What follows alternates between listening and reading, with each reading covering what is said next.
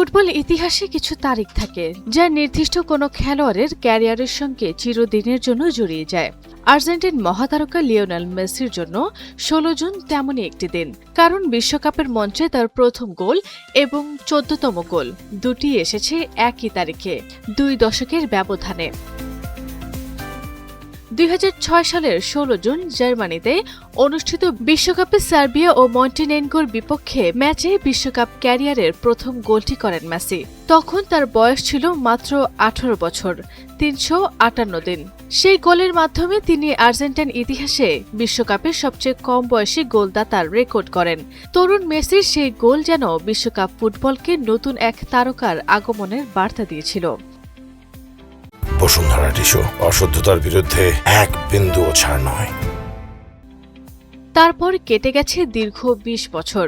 এই সময়ে মেসি জিতেছেন অসংখ্য শিরোপা, ভেঙেছেন অগণিত রেকর্ড এবং নিজেকে প্রতিষ্ঠিত করেছেন ফুটবল ইতিহাসের অন্যতম সেরা খেলোয়াড় হিসেবে। ঠিক একই তারিখ ১৬ জুন তিনি বিশ্বকাপে নিজের ১৪তম গোলটি করেন। এবার তার বয়স ৩৮ বছর ৩৫৮ দিন। এই গোলের মাধ্যমে তিনি আর্জেন্টিনার হয়ে বিশ্বকাপে সবচেয়ে বেশি বয়সী গোলদাতার রেকর্ডও নিজের করে নেন।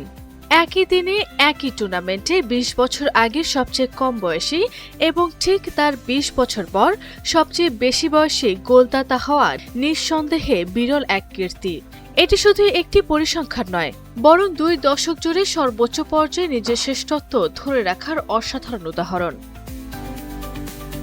মেসির ক্যারিয়ারকে অনেকে রেকর্ড আর অর্জনের গল্প হিসেবে দেখেন, তবে ১৬ জুনের এই ২ মাইলফলক তার দীর্ঘ পথ চলার প্রতীক হয়ে থাকবে, কারণ এই দিনটি মনে করিয়ে দেয় একজন কিশোর প্রতিভা কিভাবে সময়ের স্রোত পেরিয়ে কিংবদন্তিতে পরিণত হন।